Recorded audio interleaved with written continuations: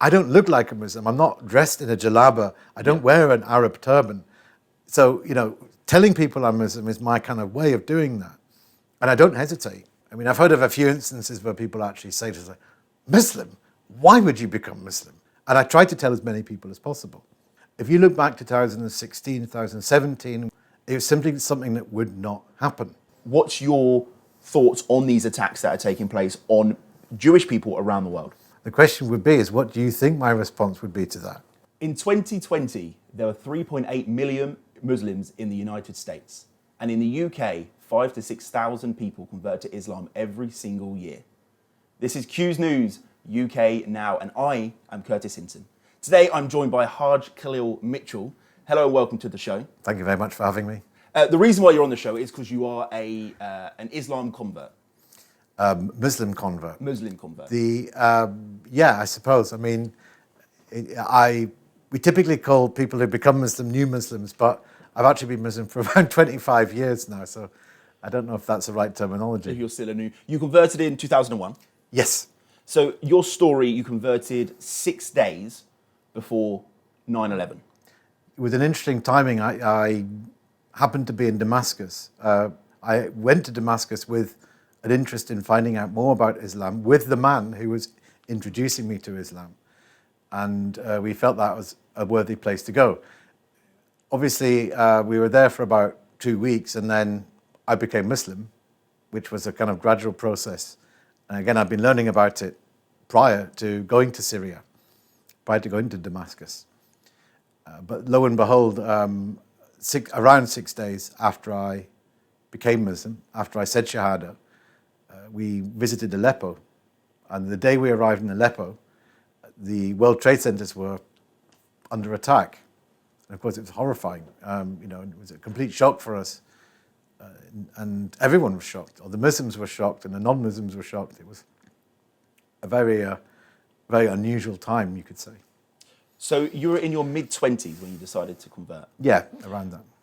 Before that, let's just run us through, what was your life like before that? Were you interested in religion? Was there any other religion you were aligned to? Right, when I was younger, I was raised as a Christian. So Christianity kindled a belief in something bigger, a belief in God. The dynamics of the creed of Christianity in terms of the Trinity, we were not taught properly. And again, we just had this understanding of a bigger thing that was kind of beyond definition. We weren't told what the bigger thing was. And this is a very important thing for me to have been raised with. I, understood typically by default that God was a bigger thing that had power over all things. There was no power attributed to Jesus or to others who claimed a divine spirit or anything like that. We weren't told that type of thing. So I always credit that as being kind of foundational stone in terms of me comprehending God, as it were, rather than, being an atheist. Yeah. If I'd been raised an atheist, believing in energies or statues or trees, I might not have understood Islam when it came to me. And how did it come to you? What was the initial, where was your first introduction to Islam? And when did you start feeling it could be something more than just a religion in the world to you? Okay, well, the initial introduction happened a long time before the second part of the question. I became aware of Muslims around me in Edinburgh, and I didn't really know they were Muslims. I knew they were Pakistanis. A great many of them had corner shops. There was one particular large shop in Portobello High Street, I think was called Cost Conscious, spelt with K-O-S-T, conscious, K-O-N, which kind of stood out, and it was run by a Muslim man. I didn't really have much interaction with Muslims, but nonetheless, I went to school with their children. There was, people popped up, and it was predominantly a white environment in Portobello in Edinburgh at that time. So, you'd become aware that people were around that were not from, a European white background. Yeah. I didn't speak to any of them about Islam, but they were there, and it was a kind of thing whereby I was kind of used to that. There was a girl called Halima in my primary school class, and she was interacting with everyone in the same kind of way that any other child would. But there was no talk about Islam. The introduction to Islam was initially through rap music. Okay, wow. Okay, so rap music fused with engagements with Pakistanis in Edinburgh who listened to rap music. And it went down to one crucial thing whereby I was in a shopping mall called Waverley Mall. I think it's still there. I don't know what it's called now. And myself and my two school friends were all into the rap group Public Enemy. And we became aware that these guys were sitting down opposite. We'd probably, we'd all of us had seen them before. Yeah. Emblazoned with Public Enemy and regalia. Like badges and we were just like, well, that's the coolest thing ever. And it was me that plucked up enough courage to talk to them. And they, of course, were Muslim Pakistanis who liked Public Enemy. Public Enemy are not by any means a rap group that are flagging up Islam, other than Malcolm X, Malik el-Shabazz. They did talk about him. And, that's something I kind of became aware of later on. So I went up to these guys and said, are you guys into PE, Public Enemy? And we got talking, and then, it's just like we were breaking out of our comfort zone, talking to people we didn't know, which wasn't normal in Edinburgh in the 90s. People were kind of scared to speak to each other they didn't know. It took a lot for me to do it. And then, of course, once the ice was broken, we became friends. So that was kind of like the initial thing. Over a period of years, I'd meet other Pakistani Muslims, which would kind of culminate in me meeting one who I spent a lot of time with, and actually was invited round to his house. And over a period of several years, he talked to me about Islam.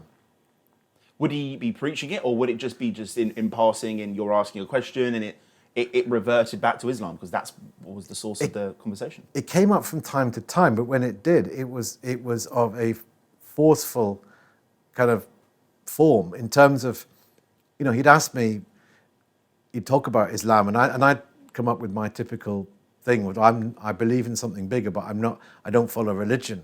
Okay. But he was quite firm with me. He said, well, what do you know?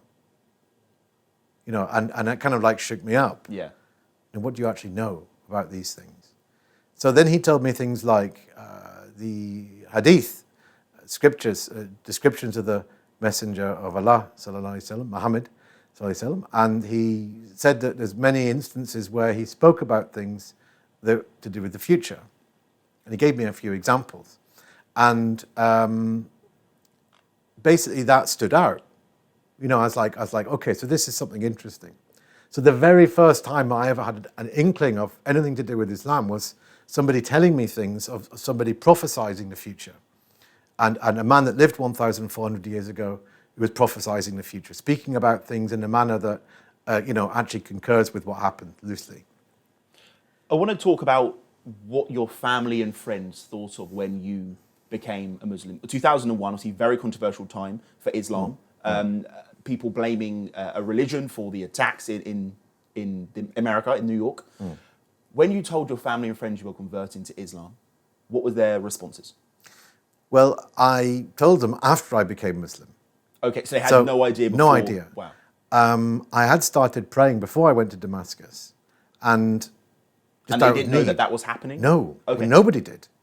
I just knew I needed to pray. Why? I had this inclination to pray. Why do you think you didn't tell them? Or was it not you were hiding it? Was it more just it wasn't their business? It was immensely, one's relationship with one's Lord when it's being formed is an immensely subtle thing. It has to be something that's kindled inside oneself, and it's met with, you're turning to something bigger in this sea of the self. Yeah. The sea of all these emotions and feelings and desires and memories and expectations, and how do you navigate? It's a personal journey. Connecting with God. So the journey hadn't yet begun, the Shahada hadn't yet happened. But I was living with a Muslim for a year and a half, asked him many questions, and it was quite clear to me that the bigger thing existed, that Allah existed. And he, over many months, said to me, call this thing Allah. It's God. You understand the word God, but the last revealed prophet, alayhi salatu salam, said the name of this being is Allah, and it's simply to do with the Arabic language. So I made these kinds of adjustments, and I said, can I say Allah a lot? And he said, yeah, say Allah all the time.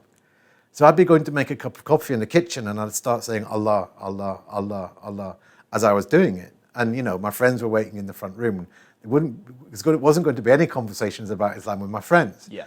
But basically, it was a build up to this thing. And as I mentioned, I started praying. Now, the event on the day that I started praying was that I knew I didn't need anything else. I didn't need alcohol. I didn't need the other things that I did. I walked in a direction of the place where I was staying and and it was actually a friend's house. In the run-up to us going to Damascus, we stayed in different houses because he was my flatmate. But anyway, we're staying in this place and I needed to pray. It came to me that I needed to pray, and I understood the Muslims prayed towards Mecca, and I worked out roughly where Mecca was, and I looked around the room in the house I was staying, and the chap room I was staying was actually an antiques dealer. So he had all this paraphernalia everywhere of all these things that he was selling, and all these shells, and I thought, there must be a compass somewhere. So I looked around and I found two. So I set the thing up and faced it from what I understand was the direction of Mecca, which was roughly correct, and just put a towel down on the floor and said Allahu Akbar, and didn't know. I mean, I knew Muslims were clean, so I did it after having a shower, so I didn't know how to make the ablution. And I just started doing this, and this became something I did once a day. It was a kind of thing whereby I knew I needed to do it, and it was my prayer that I was doing and my recognition of this thing. Was you ever told how to do this? In terms of, were you ever told things to say, things to think, or would you just be in the moment and whatever comes to your mind, whatever comes to your prayer? A very good question. It led to me telling the chap who I had been living with, who I was going to go to Damascus with, that I'd started praying. And he said to me, well, we didn't say congratulations, didn't say well done. And it wasn't like a patting on the back. It was a very subtle way, in a very, weighty way he dealt with it. And he basically said, okay, well, you need to learn the prayer. And I was like, okay.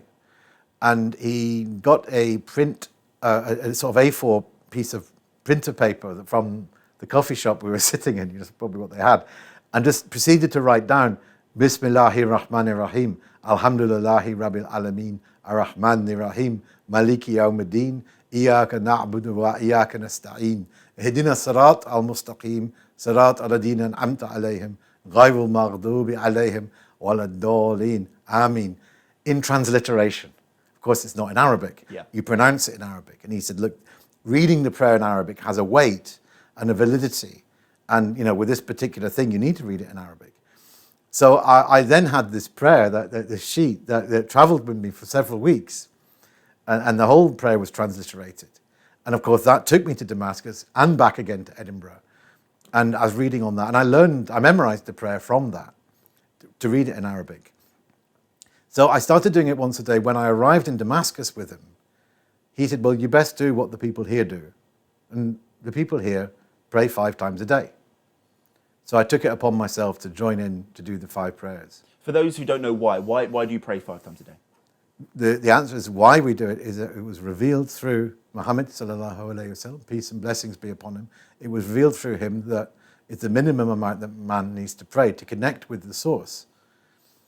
When you turn to Allah, when you turn to God, you're connecting with the source of the entire universe, all existence, the thing that holds every molecule in place. All the orbits of every planet and every star are held in place by this thing. So this is cutting through. And again, it's something you cannot discover by oneself. You have to discover it through an authentic transmission from a prophet that these things have been revealed to. Prophets of God are human beings with divinely revealed knowledge. And the last one happens to be Muhammad. Everything Jesus said was correct, but of course it was fragmented and changed after. Everything Moses said was correct, but again it was fragmented and changed after. So the event of the final messenger, it was the last and latest, and very much forms part of the era that we're living in now. And he instructed mankind to pray 5 times a day. That's why we do it. But most Muslims actually pray a lot more. I mean, there's extra prayers that Muslims do. And this is we taste something in doing it. So what I want to know is, you've touched upon how strict essentially the religion is in terms of 5 times a day. For someone who wasn't praying before, fitting in 5 prayers a day, someone may go, how do I do that? So how do you find your life change in terms of fitting in and being not religious, but being rigid with your discipline to make sure you followed the religion so in the respectful way? The first thing to understand is when one embraces Islam, the main reality or the main practice, you could say the reality of the practice, are the prayers. Okay. The prayers are the thing that people, as you say, might have to kind of adjust themselves to doing. With me, again, with the unusual circumstance where I'd started praying prior to becoming Muslim, by the time I actually said to Shahada, I actually knew it. Now, that's not the normative way people approach. Usually they become Muslim and then they learn the prayer after. It's the thing that many Muslims lack in emphasizing to people who are on the way to Islam, is the seismic shift in daily activity from the realm of turning away from having any kind of responsible thing that you do every day to this huge responsibility to plug in and to turn to Allah 5 times a day through the salat, through the prayer. And it needs to be emphasized a lot for anyone approaching Islam. With me, it was instilled from the start. The man who introduced me to Islam prayed 5 times a day, planned his day around the prayers. And how does that happen in a working life? If someone's watching this interview with you and they're thinking, my boss isn't allowing that, I can't do 5 times a day. What do you say to them? How do you speak to them? Well, again, how these things are dealt with as emphasized and explained through fiqh. The fiqh is the jurisprudence, what you do and what you don't do, how you deal with things. And so there's a kind of science within Islam that explains these things. So the way I've had it explained to me is that you try to do it. You ask your boss, excuse me, John, I'm Muslim, can I go and pray? Now, in this day and age, with this kind of like liberalism, as it were, or this the need to accept people of religion, and I don't want to make it look like I'm not letting, most people I know have had to ask these types of questions, are given a place to pray and told they're allowed to go upstairs to do it. They have prayer rooms. Absolutely, yeah. Majority of the big corporations nowadays will have a prayer room. Do they? In their Amazing. Well, I mean, most people end up in some sort of, I don't know, cupboard somewhere. I don't know. There's lots of different examples. Yeah. At the time, I wasn't working a 9-to-5 type thing, so I didn't have to make that adjustment. But again, if the boss says no, Allah knows you have made the effort to try and do it. Yeah. You've tried to do it, so you make it up when you get home. And with other elements of your life, so if you've touched upon alcohol, there are strict things within the Islam community that you can't do. Did that affect your life majorly, or? Well, the thing to understand is that many people prop their lives up on these types of intoxicants, these hedonistic engagements, this reveling in going out of oneself into another thing of just, becoming legless or headless or, whatever you want. Many people are very much hinged to that, and I was one of those people.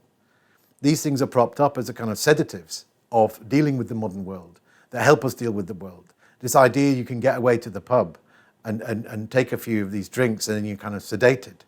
It's appealing and it becomes part of people's lifestyle. These types of things, I didn't realize it at the time, but they were really the things holding me back. But the emphasis was not on giving the things up. The emphasis on what you do in replacing these things. And what did you replace them with? Well, again, the prayer is the thing that the Muslims hold above everything else. And then what we do in between the prayers.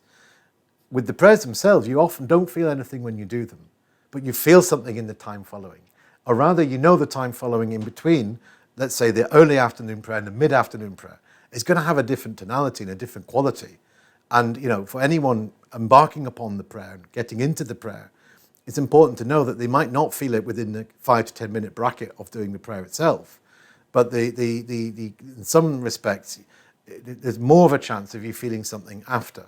The thing I had to gear myself away from was this idea of getting high or intoxicated from the prayer. Yeah. It wasn't something that happened, it can happen occasionally where you feel something. But mankind now deals with the world based on feelings, emotions, and stimulus from the world and response to the stimulus and intoxication and the feelings that come from these things.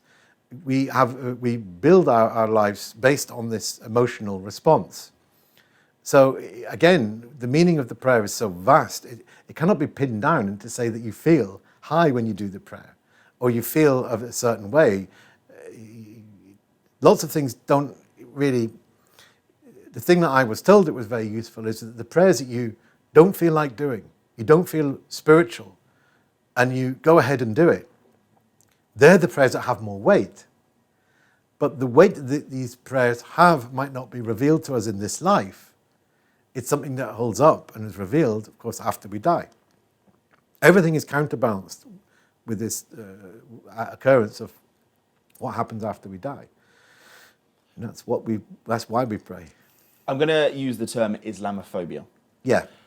Mid-20s Caucasian male converts to Islam. Did you experience that when you came back to the UK? Well, typically people that experience Islamophobia, people that don't look like me in one form or the other. And that's something that has to be understood. Any type of discrimination is generally faced by people that are not of a white European background like myself. With people who I informed, who I became Muslim, it actually intrigued them. They're like, you know, some people, 80% of people were intrigued from a positive point of view. I was like, why? Why did you become Muslim? Did you ever think, could you stop asking me why and just try it in such a confused manner, but almost kind of what it means to you in terms of, did you want people to approach you with a more of a, tell me why, rather than, why have you done that? It was a mixture of both. Yeah. Mostly the latter didn't really come into it. There was very few people that kind of questioned it from a point of view of thinking they understood what it was about. Yeah. You know, I mean, I've heard of a few instances where people actually say to us, like, Muslim? Why would you become Muslim? You know, I mean, that kind of response does happen to people like myself. It's not that it's all, you know, intrigue. Yeah. But people looked at me, they realized I was, you know, sane to a degree, able to communicate something. And, you know, it was actually a sense of, you know, many people, probably over half the people that I tell I'm Muslim, that they ask me, well, how did you end up becoming Muslim? And I try to tell as many people as possible. I realize there's two ways of telling somebody. Those who you're going to see regularly, let's say in the workplace, I believe that the behavior of the Muslim is a thing that will enable them to see a kind of credibility to who we might be. And I don't necessarily say that I'm Muslim to those who I'm going to see regularly. But more often than not, it's a fleeting engagement. It's the guy you start talking to in the queue. It's the person who serves you in the coffee shop. Yeah. And that's when you flag these things up and you can get very interesting responses. One time I've actually had somebody saying, well, I've been looking at Islam and I want to become Muslim. And you see, so I don't look like a Muslim. I'm not dressed in a jalaba. I don't wear an Arab turban. So, you know, telling people I'm Muslim is my kind of way of doing that. And I don't hesitate, even if the person looks crazy. I was going to say, because when you said it right, in terms of you do not look like what you would describe someone to be a Muslim. Yeah. In the world, not the Western world necessarily. Sure. So you won't be facing that day-to-day issues that Muslims, even in 2024, still face today. Now, there is a reason, a bigger reason why we've got you on the show today, and that's because of the elections in America took place, and the Muslim community, somewhat surprisingly, played a huge advantage to Trump winning the campaign. In particular states, really the swing states, as you viewers are probably aware, if we watch this clip, it gives a very good indication of what the Republicans highlighted in regards to utilizing Muslims actually at Trump rallies. It's quite an interesting clip. Muslims for Trump. How about that? Muslims for Trump.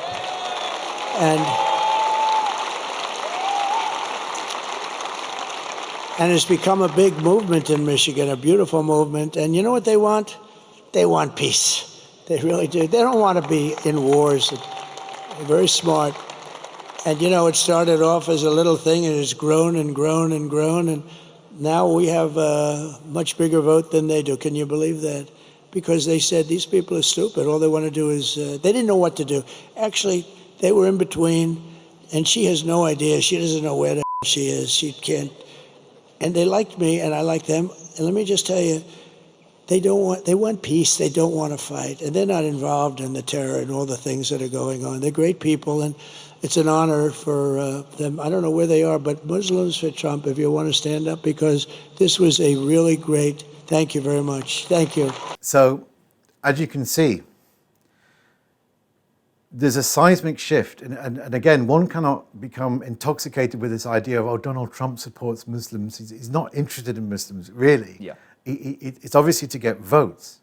But it's him, he and his advisors, or rather probably entirely his advisors, have said the climate is such that you can actually bring Muslims into a Republican Trump event and have them speaking on stage, and it will not turn people against. Do you think Islam is at war with the West?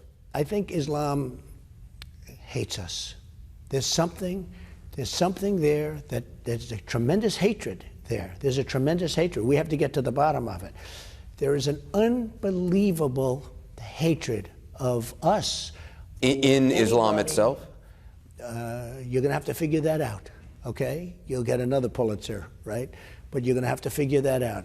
But there is a tremendous hatred, and we have to be very vigilant. We have to be very careful, and we can't allow people coming into this country who have this hatred of the United States. I guess the question is... And of people that are not Muslim. I guess the question is there a war between the West and radical Islam, or is there a war between the West and Islam itself? It's radical, but it's very hard to define. It's very hard to separate because you don't know who's who. Donald J. Trump is calling for a total and complete shutdown of Muslims entering the United States until our country's representatives can figure out what the hell is going on. Trump, who are in the established voting bloc. Yeah. This is what's interesting. If you look back to 2016, 2017, when it was Trump-Clinton, the idea that Trump would have Muslims on stage at a convention was unfathomable. It was simply something that would not happen. People identified Trump as being anti-Muslim. They identified him as being somebody who was continuing the Republican war on Muslims, from a point of view of claiming that these people are our enemy, they're trying to declare jihad against us.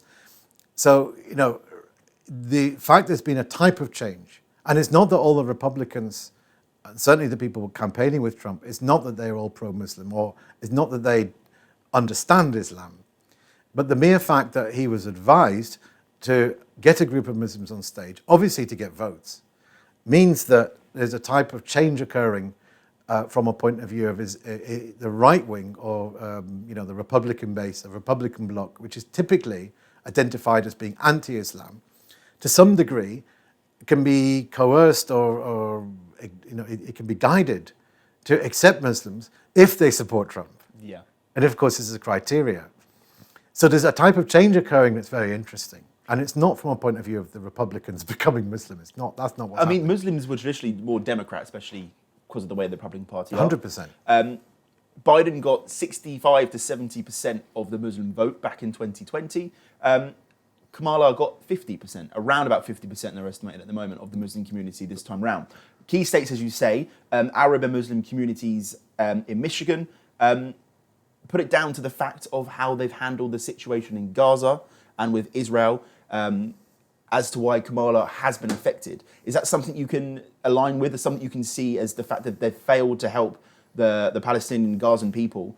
Well, they certainly felt disenfranchised with the way that the Biden administration has failed to, in any way, curtail the slaughter engaged in by Israel. And, that's quite prevalent. And, certainly the events of the last year, it's safe to say that a kind of magnifying glass has been brought up for us to see the influence that this relatively small country, bang in the middle of the Middle East, has on major Western governments, to the point where, for several months they couldn't even advocate a ceasefire. Yeah. The Muslims, in many ways, wanted to punish Biden and wanted to punish the Democrats. It felt, and again, it's a kind of ressentiment, like a reactionary type of resentment of the Democrats, which was then used by the Trump administration. Well, thank you very much, and a very big hello to Michigan, which we're leading, by the way, by a lot. And I'm thrilled to be back in this incredible state with thousands of proud, hardworking American patriots, which is what you are. You know, last night my opponent had one of these, and they bust in people, but you know, they got Beyonce, and Beyonce, you know, Beyonce. They got Beyonce. So Beyonce went up, spoke for a couple of minutes, and then left, and the place went crazy. They booed the hell out of everybody. They thought she was going to perform. Now, I would have no interest in that, but they said, and what happened is my opponent got up and started speaking. They booed the hell out of her. It's crazy. So they have to use people to get people to come, and then they send buses. We don't send buses. Everybody comes. We're just going to make America great again. It's very simple.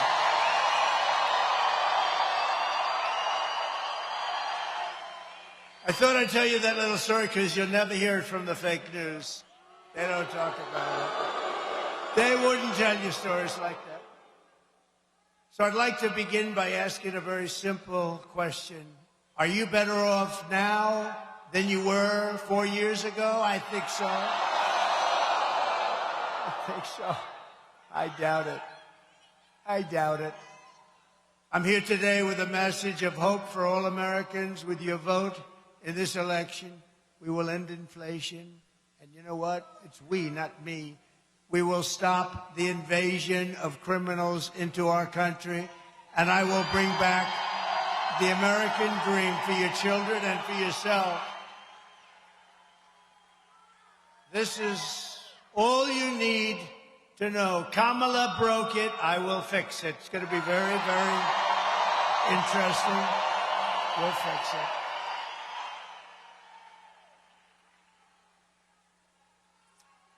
You know, I've been watching what's happening. You know, you do know she's doing really badly, right? She can't speak. There's something wrong with her. We went through 4 years of that. We can't go through 4 more years of that. With your support on November 5th, America will be bigger, better, bolder, richer, safer, and much stronger than ever before. And again, this is not that the Trump administration liked Muslims per se. It's not that. It was that it was probably hundreds of thousands of Muslims that could potentially be guided to vote for Trump if Trump acknowledged them and put a hand out to them, which in effect he did. It's all for votes. Yeah. You see what I mean? It's not that the Republicans are sort of going to be influenced by Islam in any way, and we don't get carried away by these things. Well, in the video we watch, we see Trump say that Muslims could change the vote in the US. It's quite honest. And giving them the feeling that they've got that power almost as well means that more Muslims are going to get up and vote. He was really to those at the convention who were his traditional voting base to say, look, we need these guys. Yeah. You know, it's really to them, I think. And you know, this funny bit where he says, you know, these guys are not terrorists. Just like, it's like he's educating children. Yeah. Do you see what I mean? So it's kind of, you know, funny in some respects how that happened. But again, these things have a ramification by Allah. Because again, we understand Allah has power over all things. If it heralds a type of, you know, small acceptance of Muslims from within the what you could say the right field, the right-wing kind of groupings in America, then who knows where that could lead to? You know, again, it's not that it's going to create this massive opening. Well, I'll show you the significant difference. I'll tell you the significant difference, in fact. So, Michigan, the key Arab and Muslim communities like Dearborn and Hamtramck, they had a huge shift. Trump increased his vote in Dearborn from 30 to 32%, but more so in Hamtramck from 13 to 43% from 2016. Amongst Muslims? Amongst Muslim communities, yeah. They're the ones with the largest, obviously that's the area share percent increase, but they are with the largest Arab and Muslim communities. You see, it worked, and there's no doubt about that. From a point of view of using Muslims to get votes. If that was in the UK, we'll discuss UK politics shortly, but if that was in the UK, do you think that, could you trust Trump to keep the promise of what he's saying to Muslim voters? Okay, so if Trump were in the UK, and saying the exact same things as he's saying, if you were an American citizen, could you trust Trump? It's something that I always feel the Tories and the right wing missed out on, was the fact that you know, you could use this thing. Yeah. And again, this is not about, we don't need the right wing or the left wing to justify our position. It's very important to understand that. Islam is not affiliated to the core of what this right-wing or left-wing ideology is. In terms of elements within right-wing understandings and elements within left-wing understandings, of course, because they're all political generally, and Islam has a political understanding, but we do not go towards one or the other. Yeah. So again, traditionally in the UK, the Muslims have been affiliated with Labour. Labour have very much used this "we accept everyone" thing, and one calls that woke nowadays, or this liberal. But liberal has a different meaning in the UK than it does in America. So you've got this kind of thing whereby that's been used a long time by left-wing understanding, left-wing people who follow that type of thing. Again, if the right-wing groupings of people in the UK, the parties, the people like Rishi Sunak and all these other people, I mean, they could have potentially done the same thing. Would I have trusted them? Well, it depends what they're promising. Yeah. So one of Trump's promises, again, trust is based on a prerequisite promise of a type of action. So the question you could ask me is, do you think Trump's going to stop? Do you think he's going to stop the war? Well, that's the key. That's one of the key points, right? At the moment with Israel and the Middle East, do you think he can stop? He went there before with the Abraham Accords deal. He managed to bring peace to the Middle East, as he called it. Do you think he can do that again and ultimately save lives? Just forget the fact that the financial cost. There's a human cost at stake here on both sides. What you tend to find is governments initiating an acts of war use particular political terrains to get away with certain things when they can. Yeah. I have no idea what Israel will decide to do, because in many respects, it's quite clear they're pulling certain strings. Well, Benjamin Netanyahu was very happy that Trump won, so he felt that that was a positive to him. But Muslim voters in the US may have voted him because they thought he was going to stop the war. Again, unwavering support for Israel entails a type of indication that he's going to let them do what they want. Yeah. Do you see? At the same time, telling Muslims that he's going to force people to the table of peace. I really don't know. I think it will be a bit of both. He's now experienced. He's had 4 years in office, so he's not going to go in like the TV star he was back in 2016. He's going in as a politician, because that's what he is now. A former president, an impending president. He's not going in with no knowledge. So do you have more confidence in him now than you did or would have had in 2016, saying these terms? What was demonstrative through Trump's first term was that it's very clear, it still is now, that there are different power groupings. And the Israeli lobby are one. The military are another. The financial aspects, well, the different sides of the financial groupings are one another. The oil guys and the commodities guys, again, it's not just one block, but there's different things. Yeah. Trump obviously seemed to make deals in the 2017 25th presidential election, that he would give them certain things. So if you look back, you might remember that Israel were given a kind of credibility and credence because the American embassy was moved to Jerusalem. The military were given a kind of, you could say, I wouldn't say carte blanche approach to drone strikes, but Trump indicated that targeted assassinations through drone were not going to be kept and monitored in the same way. The financial people were given a certain thing, so there were different groups given different things.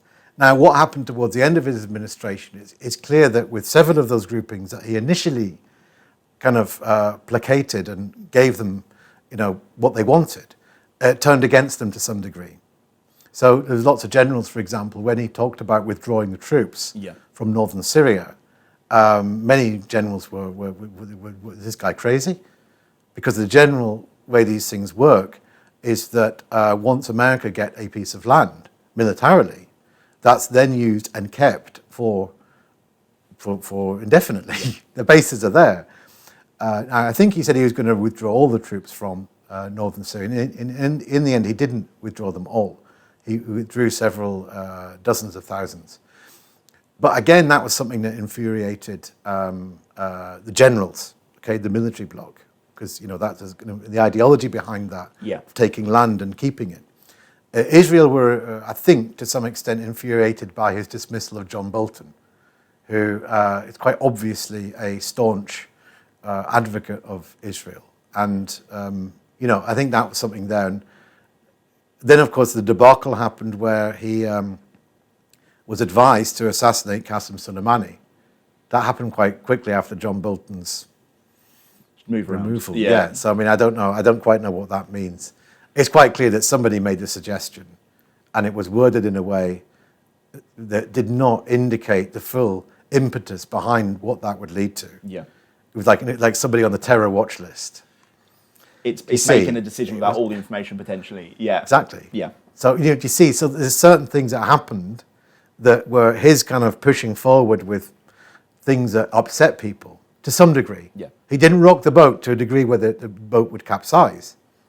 But certain things he did towards the end of his administration. He'd almost pull something out to see how it'd react and put it back in if it needed to be put back, or suggest something without it fully going ahead. It's fairly well known now. After Soleimani was assassinated, Trump quite quickly realized the impetus of what was going on and quite quickly called up the Iranians and said, look, I didn't mean to do that. Yeah.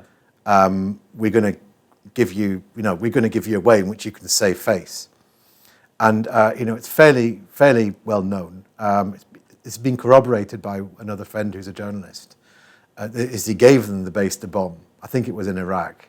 And withdraw the American soldiers out. And, of course, the Iranians filmed the entire thing, bombing up an American base. And, of course, the people were kind of satisfied to some degree that revenge had been taken. Yeah. And he did that to diffuse the situation. Then Trump did that to diffuse the situation. I don't know if you've seen recently, I think, as today in the news, Yeah. Iran has, the FBI have confirmed that Iran had planned to assassinate Donald Trump during the election campaign. They had made plans. Yeah, I honestly don't know. The indication. Does it make the next 4 years, if that's true, and obviously Trump gets it, does it make the next 4 years talks with Iran, if they ever were to take place, even tougher? I would say the best way of understanding it is within any given nation state or within any power block of people, because of course power lies beyond government nowadays, Yes, yeah. many extents. It's going to be, you cannot say it's going to be one or the other. It's going to be different things that will happen at different times. Yeah.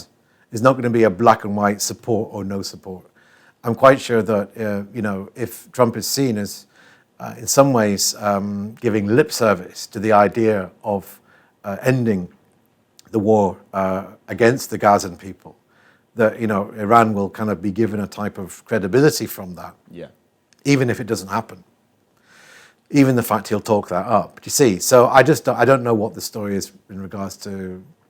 I want to move on to UK politics. Okay. We had our elections earlier this year. Labour won, but Labour did receive a vote than normal from the Muslim community. Why do you think that was? Okay, well, you have to look at the dynamics of in the run-up to the election. I think there'd been about 8 months of bombing of Gaza, maybe slightly more. And it was quite clear that the leader of the opposition at the time, who was Keir Starmer, was absolutely against any mention of ceasefires being initiated within the first few months. And then, of course, was kind of forced to accept that there should be a ceasefire. Yeah.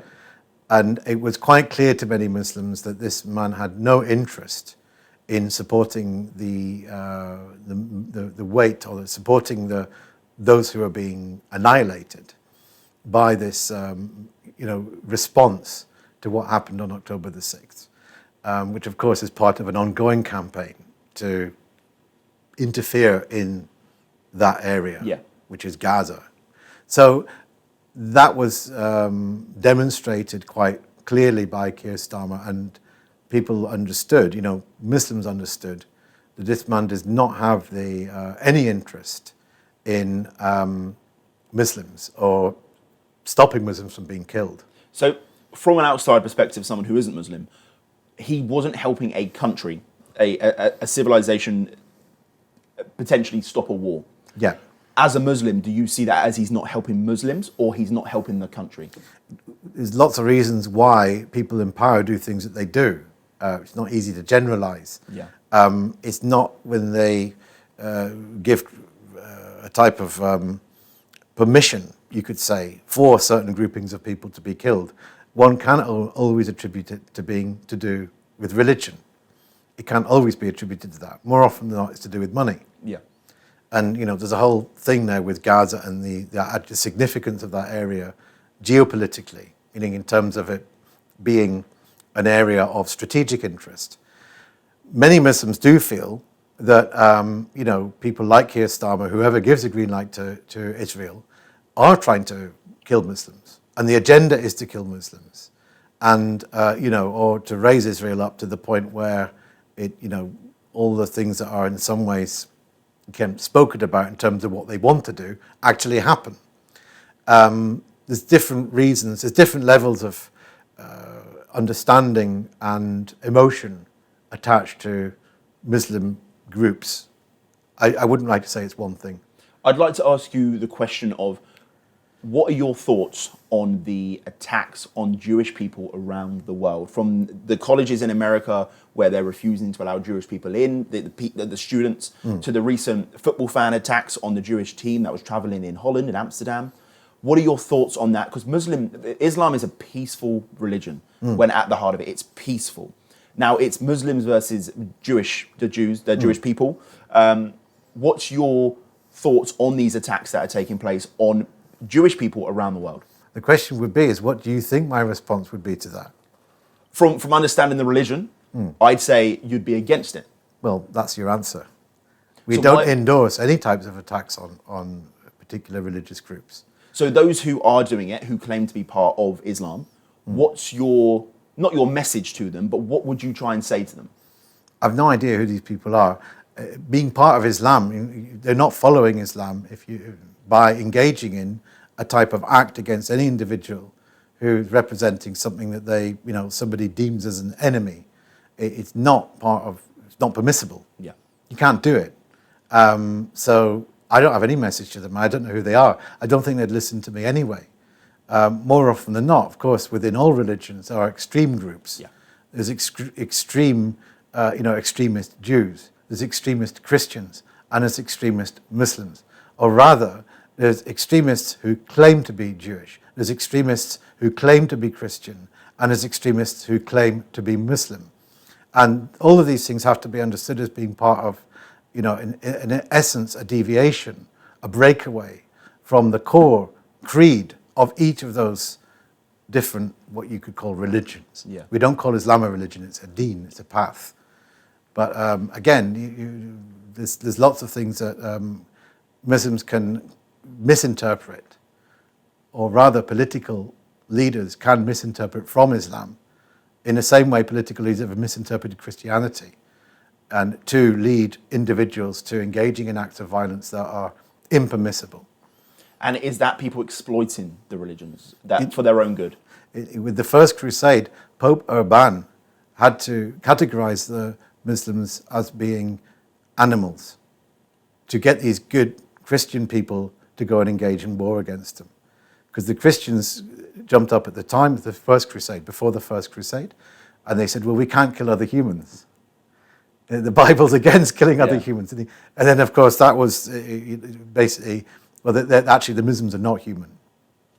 So this has been going on a long time, and obviously, I think the point you're making is that in this era, those who misinterpret Islamic texts are given a type of prominence and attention.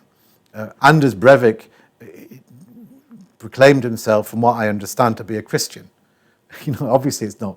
The acts he engaged in were not under the thing of Christianity.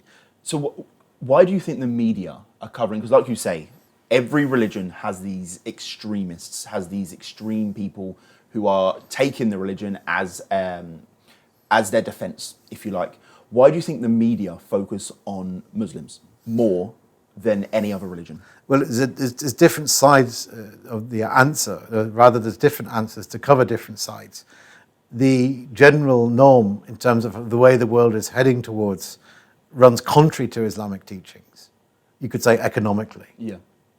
Okay, so if you want to look at, if you believe that there is a broader, general kind of painting a type of depiction of Muslims generally worldwide by the media, well, you could say that there's an agenda behind that. I would say many people believe that there is. And why does the agenda exist? So it was when you understand that in the 50s, a group of the top finance houses, conglomerates, governments, and media got together and understood that they had formed a certain thing. And they said the only threat to this thing is a revived version of Islam where the Muslims initiate correct transactions, economic transactions, using gold and silver. So this is known to have happened. And the need for Muslims to, in effect, propagate things that go beyond the modern system, not from a point of view of knocking things down. We don't point to things that need to be destroyed, or we think need to be destroyed, or other people need to be destroyed. The way forward is not destroying these things.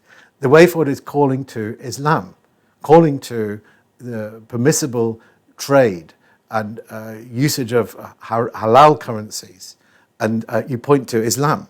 If we believe in Islam, we should point to Islam as a type of credible, or rather the only solution for everything that's happening. And again, you might say, well, you're going to go out in the street and start shouting at people that they need to become. It's not how it works. We understand Islam as is the solution, as a religion. Is the solution individually to people's needs to worship something bigger, and a requirement, not so much a solution, but it's a requirement for people to find something bigger. We don't have long living in this life. And we understand as Muslims, and we believe as Muslims 100% the only way, really, or the highest of ways that can be done is through Islam. But also socially, in a civic setting, societally, that we believe the laws within Islam, when they're understood correctly and applied correctly, lead to a type of civic harmony that would counter a lot of the problems that are going on. Regardless of all the media narrative, as I said at the top of the show, 3.8 million Muslims in the US. That represents 1.1% of the population in the United States. Mosques have grown to 2,769 up to 2020, which was double the amount than a decade prior. Converts to Islam, up 23% of Muslim adults are converts, with many coming in from Christian backgrounds. The UK, 5,000 to 6,000 people a year are converting to Islam annually. And the last few years, the conversions in both the US and UK have seemed to be substantially influenced by social crises, such as the Islamic Hamas. They're aligning themselves with the religion. Is that, in your opinion, is that what you're feeling within your communities? Do you feel that people are turning to you rather than away from you? There's multiple reasons why people will empathize with the Muslims, and multiple reasons why people might become Muslim. There's infinite reasons why somebody can become Muslim. They can look at any aspect of the world and realize it's not satiating their heart, whatever that might be, and at any point that can be knocked down. The lockdowns with the seductive kind of breastfeeding that the world gives everyone, the dummy was removed. You see, you were told you're not allowed to do all these things. The things that people lent on to kind of distract themselves from themselves and their mortality, and what they might be searching for in the way of looking at the meaning of life. These things are the things that stop them from thinking these things are all taken away. So there's no doubt that this, and again, the stories of death and people dying and people facing their mortality, whatever the figures were in regards to these deaths actually being attributed to the COVID-19 virus, whatever they were, people were being hit with this thing, where things that they were ignoring all their lives and covering up through activities like going out with their mates or whatever it was, and they're told to sit alone at home. So it was a kind of, in Arabic, there's a type of thing, a seclusion, that one goes to God on a very high level of occurrence called a khalwa. It was a forced khalwa. It was like people were put into this thing. Lots of them weren't ready for that. But it generally increased people asking questions about what they're actually doing in their lives. And many people found different interests. They started getting into the gym instead of going to the pub. It's not that everyone started asking about Islam. Religion it's not or even like that. Yeah, It's absolutely. not that everyone started asking about the meaning of life, but people with a dispensation for these types of questions, that were going to come up at some point, they came up then. Again, with Andrew Tate and Habib Nurmagomedov, there was an attention drawn to Islam. And what we've seen as a result of that are many younger men below the age of 30 showing an interest in Islam and becoming Muslim. I wanted to touch upon the Andrew Tate effect on Islam. Sure. From the outside to certain people in the Western world, he is not what people would like their sons to grow up to be. That's not me saying that as my opinion. I'm just saying that as kind of a general view. He is Muslim, and he tells people that he's Muslim, and he preaches the Islam faith, the Muslim faith. He does it to try and get young boys or younger boys, men, who are finding a tough way of life now more than ever with, as we called it earlier, the woke world. Do you think that Islam could see a huge people conversion to it because of this woke world, and they have to try and find a discipline which they will abide by? The interesting thing about the right wing being in some ways told to accept Muslims for the sake of voting in Donald Trump is interesting from the point of view of it claims to have values. And again, we understand Islam as being a value system. It's a series of values that are from the thing that created us. It's the reevaluation of all values. Again, that's an interesting thing within itself. Many people who identify with people, with Andrew Tate, would consider themselves, anti-woke, anti-liberal, anti-accepting everything. Yeah. Okay, so that's the language within all that stuff. Ostensibly, the other groupings of people who are coming in might connect in a different kind of way, whereby they see, I don't know, Habib Nurmagomedov saying, "Don't praise me, praise Allah." There's different things that have happened in the last 5 years that have put Islam on the map in a different way. So the first thing to make clear is that there's probably no Muslim parents that would want their children who are Muslim to go anywhere near the types of understandings and rationale behind Andrew Tate. It's not so much, you cannot go into this thing of either be supporting Andrew Tate or being against him. The fact was, Allah used him and to highlight Islam. There's no denying that. When this man goes on television and speaks to, literally hundreds of thousands of followers and continually talks about Islam, it's inconceivable that at least a few hundred, possibly more likely a few thousand of these people start asking, what is Islam? So it's simply a signpost. A signpost has no animated or automated or, it's just a sign to Islam. And a great many people I know who became Muslim, who initially who were able to tell me that it was people like Habib Nurmagomedov and Andrew Tate that initially flagged up Islam. It's safe to say that a great many of them, with the period of months after they enter into Islam, have absolutely nothing to do with the lifestyle that Andrew Tate has often highlighted. They realise that he was just a kind of means. A way to get there. A means to get there. Is he a good advocate for Muslims? The path to Islam? Nobody's a good advocate to Islam in many respects. The archetype and the influencer of all Muslims is the messenger of Allah, sallallahu alaihi wasallam, is the Prophet Muhammad. He is the cornerstone of everything that we understand and what he did and what he didn't do. So when you become Muslim, you immediately click into this thing and face yourself in terms of things that you do not do and you do not do, that you should do, and things that you do that you shouldn't do. You immediately become aware of all this. The entire thing is realigned over a period of months, to different degrees with different people, depending on how they want to follow that. So it's not that Andrew Tate is not a representation of somebody who stringently follows these things. Yeah. It's quite clear, he really, a lot of the time for his own blundering.